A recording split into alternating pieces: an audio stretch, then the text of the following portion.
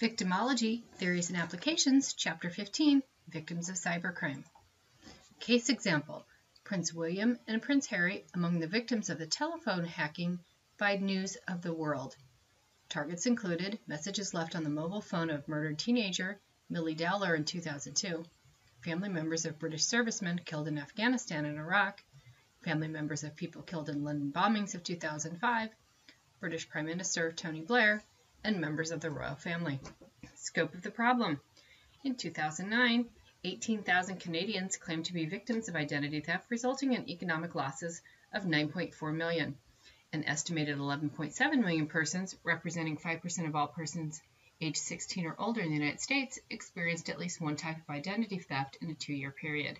The total financial cost of identity theft in the United States was nearly $17.3 billion over a 2-year period. In 2011, 13,000 Canadians reported being victims of mass media fraud. 1 in 4 victims of stalking in the United States report some form of cyberbullying. World Internet penetration. This slide illustrates world Internet penetration by country and includes Asia, Africa, Europe, Middle East, North America, Latin America, Oceania, and the entire world. The legal context worldwide.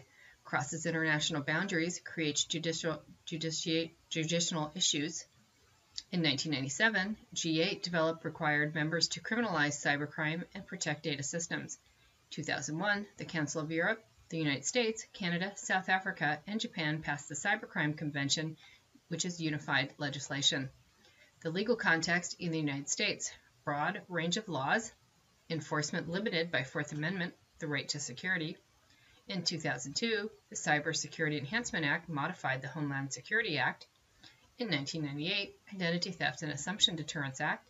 In 2002, U.S. Cybersecurity Research and Development Act authorized an expenditure of $903 million for research. Table 15.1, taken from your textbook, shows agencies responsible for Internet crime in the United States. Type of crime, hacking, FBI, local office, and U.S. Secret Service.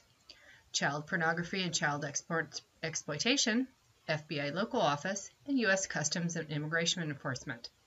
Internet fraud, FBI local office, U.S. Secret Service Financial Crimes Division, Federal Trade Commission, and Securities and Exchange Commission.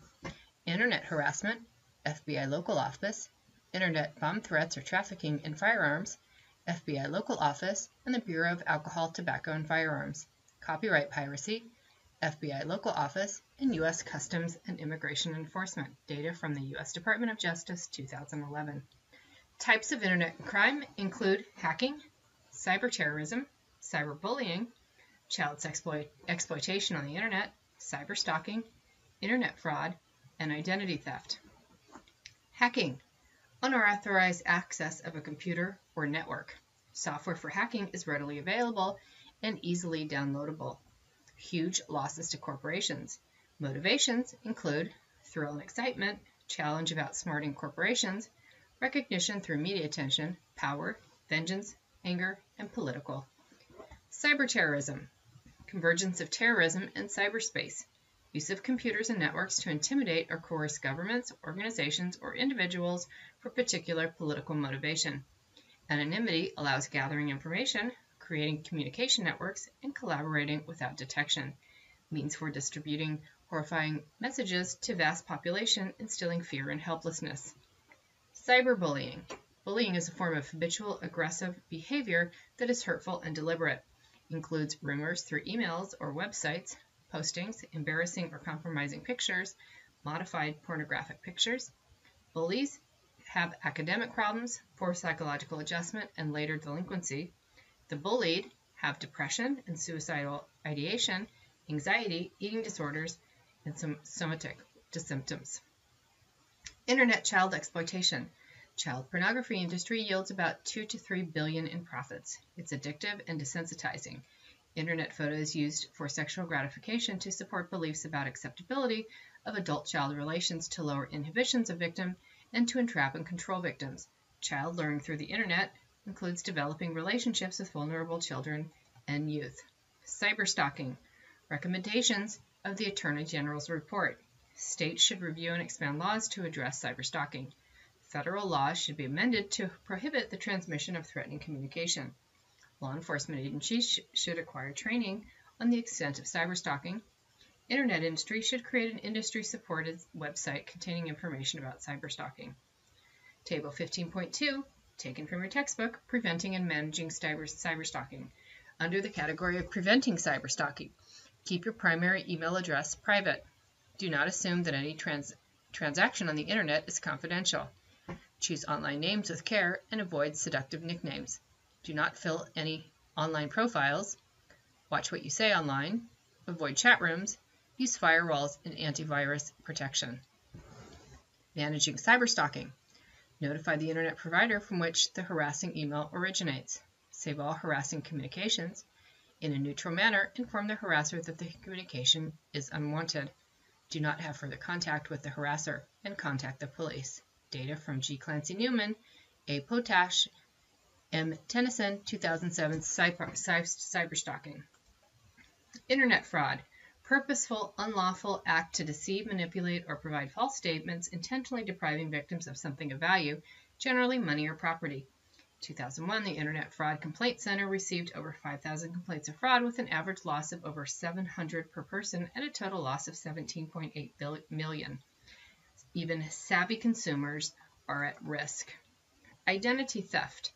Use of another's information, including name, social security number, or credit card, to commit fraud. In 2004, 3.6 million, or 3% of all households in the U.S., had been victims of identity theft in the past 6 months. Unauthorized use of credit cards accounts for 48%, unauthorized use of other bank cards 25%, misuse of personal information 15%. Table 15.4, use of stolen identities, taken from your textbook. Under credit card fraud, we have opening new credit card accounts and closing and using existing credit cards to run up charges. Under phone and utilities fraud, opening new accounts, renting property or other items in the victim's name. Under banking fraud, creating counterfeit checks, opening a new account, cloning ATM cards and emptying the account, taking out a loan in the victim's name. Under government document fraud, getting a driver's license or official identification, using the victim's social insurance and social security number to obtain benefits, or insurance to obtain benefits, filing a fraudulent tax return. Under the category of other, obtaining employment with the victim's social security number, obtaining medical care, giving false information at the time of an arrest. If the offender does not appear in court, a warrant is issued under the victim's name. Process of digital analysis. This chart illustrates how it goes from initiation, which is obtaining and imaging forensic data, to preparation, extract and organize data, to identification, document data attributes, and to analysis, examine who, what, where, and when. This ends this narrated version of this